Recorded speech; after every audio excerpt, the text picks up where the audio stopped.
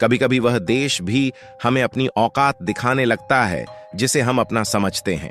और हाल ही में फ्रांस ने भारत को औकात दिखाने की कोशिश की, जहां उन्होंने भारत आ रहे एक जहाज को बीच रास्ते में घेर लिया और उसे रोक लिया।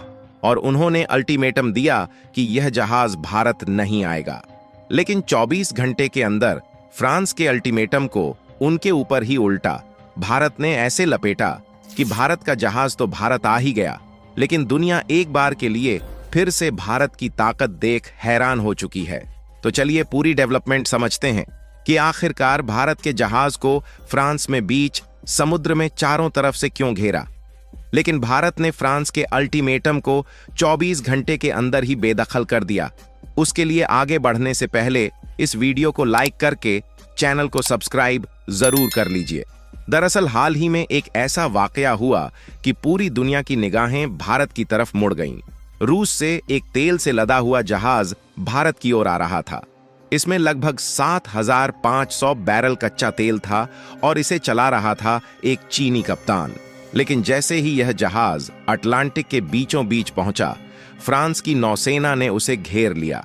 कप्तान और चालक दल को पकड़ लिया गया और फ्रांस ने कहा, इस पर मुकदमा चलेगा।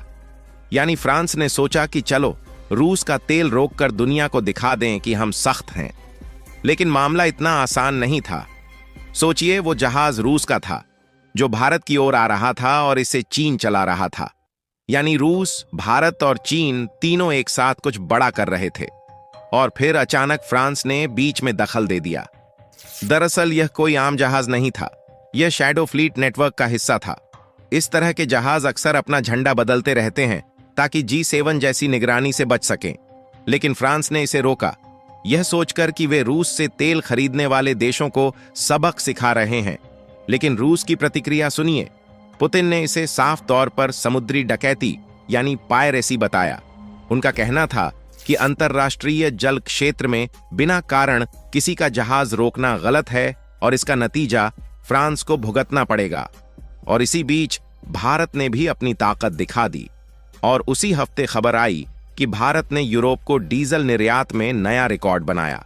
और सबसे मजेदार बात कि यह डीजल रूस के तेल से बना था।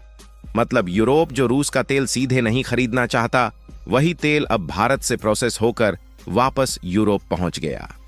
दोस्तों, यह वही कहानी है जहां राजनीति, तेल और ताकत एक साथ मिलती है। और जैसा कि आप देखेंगे, आगे होने वाला पलटवार इतना जोरदार था कि फ्रांस की हालत पतली हो गई। दोस्तों, जैसे ही फ्रांस ने रूस के तेल से लदे इस जहाज को पकड़ा, पूरी दुनिया में हलचल मच गई। जहाज का नाम था बोराकाय, जो पहले पुष्पा के नाम से जाना जाता था। यह जहाज रूस से 7,50,000 बैरल कच्चा तेल लेकर भारत की ओर आ रहा था। इसे चला रहा था एक चीनी कप्तान और यह जहाज बेनिन के झंडे तले चल रहा था। लेकिन असल में यह जहाज रूस के शैडो फ्लीट का हिस्सा था, जो पश्चिमी प्रतिबंधों से बचने के लिए रूस द्वारा इस्तेमाल किया जाता है। फ्रांस ने इस जहाज को अटलांटिक महासागर में सेंट नाजेर के पास रोका। फ्रांसीसी नौसेना के कमांडो ने जहाज पर चढ़ाई की। कप्तान और चालक दल के 2 सदस्य को हिरासत में लिया। कप्तान पर आरोप था कि उसने जहाज की असली पहचान छिपाई और सहयोग करने से इनकार किया।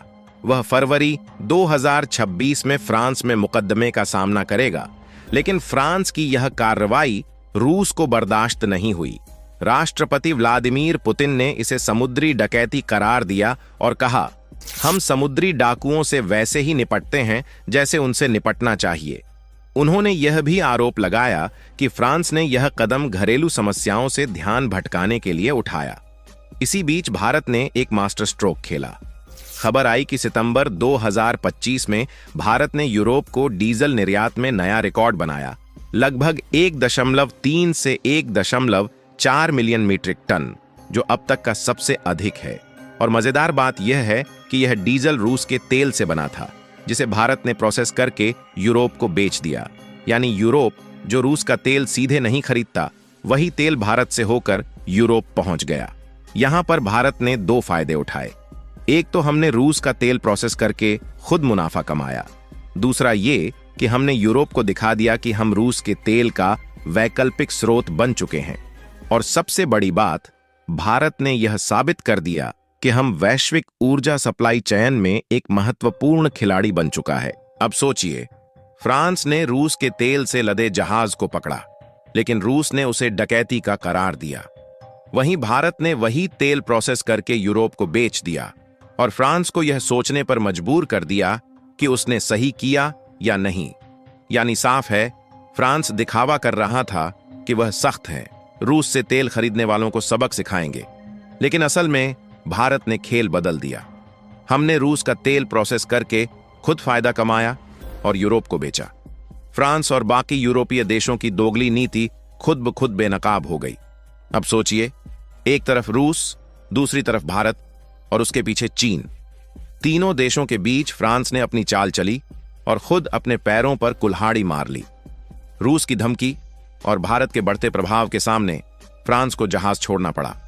और आप इन दोनों रिपोर्ट को देख लीजिए कि आज से 4 दिन पहले जहाज को कब्जे में लिए जाने की खबर आई और उसके 24 घंटे बाद ही यह खबर आई कि मरीन ट्रैफिक के अनुसार फ्रांसीसी अधिकारियों द्वारा रोका गया जहाज भारत की ओर रवाना कर दिया गया था। यानी कि भारत के सख्त रवैये के बाद जहाज को छोड़ना ही पड़ा। लेकिन फ्रांस ने अपनी इज्जत बचाने के लिए कहा कि चीनी कप्तान पर मुकदमा चलेगा। दोस्तों, यही वह पल था जब भारत ने साफ कर दिया कि अब हम ग्लोबल एनर्जी गेम के असली खिलाड़ी बन चुके हैं। और रूस ने भी दुनिया को याद दिला दिया कि उसके जहाजों के रास्ते में जो भी आएगा उसे परिणाम भुगतने होंगे। यानी इससे साफ हो गया कि फ्रांस की चाल उलटी पड़ गई। देखा जाए तो इस घटना से हमें 3 बड़े सबक मिलते हैं। पहला सबक ये कि राजनीति में ओवर एक्टिंग महंगी पड़ती है। फ्रांस ने दिखावा करने के चक्कर में खुद को कमजोर कर लिया। और दूसरा सबक ये कि भारत अब ग्लोबल एनर्जी गेम का असली किंग बन चुका है। हम न केवल तेल खरीद सकते हैं, बल्कि इसे प्रोसेस करके दुनिया में बेचकर रणनीतिक ताकत दिखा सकते हैं। क्योंकि जहां पिछले साल भारत में 47.5 million tonne petroleum product export करके करीब $70 बिलियन का रेवेन्यू जनरेट किया, वहीं इस साल भी भारत पिछले साल से कम नहीं है। तीसरा सबक यह है कि रूस अभी भी वैश्विक स्तर पर बहुत मजबूत है। उसके खिलाफ कोई भी कदम सोच समझकर लेना होगा, वरना परिणाम भुगतने पड़ सकते हैं। दोस्तों, यह पूरी घटना यह भी दिखाती है कि तेल सिर्फ ईंधन नहीं, बल्कि दुनिया की राजनीति का सबसे बड़ा हथियार है। जब अगली बार कोई कहे कि तेल सिर्फ मशीनों को चलाता है, तो उसे याद दिलाइए कि यही वह बारूद है जो पूरी दुनिया के राजनीतिक खेल को बदल देता है। तो कुल मिलाकर फ्रांस की गलती, रूस की धमकी और भारत की रणनीति ने दुनिया को यह संदेश दे दिया कि अब भारत, रूस और चीन जैसे बड़े खिलाड़ियों के बीच खेल में पूरी तरह से शामिल है। और यह खेल अब सिर्फ जीतने वालों के लिए है। और बड़ी खबर यह भी है कि अमेरिकी दबाव की बावजूद भी भारत के सितंबर कच्चे तेल इंपोर्ट में रूस टॉप पर बरकरार रहा। क्योंकि सितंबर 2025 में भारत ने कुल जितना कच्चा तेल खरीदा, उसमें रूस का तेल सबसे ऊपर था। करीब 34% तेल रूस से आया, यानी हर 3 में से 1 बैरल रूस का था। बाकी का हिस्सा मुख्य रूप से मध्य पूर्व के देशों से आया, जैसे सऊदी अरब, इराक और यूएई, जो लगभग 44% है। बाकी भारत ने फ्रांस को जो सबक सिखाई है, इस पर आपको क्या लगता है कि भारत ने सही किया या नहीं? अपनी राय कमेंट में जरूर बताएं और इस वीडियो को लाइक करके अपने मित्रों तक शेयर जरूर करें, ताकि उन्हें भी जानकारी मिल सके। इसी तरह और भी नॉलेजेबल वीडियो देखने के लिए चैनल को सब्सक्राइब करके बेल आइकन को ऑल पर जरूर सेलेक्ट करें। जय श्री राम।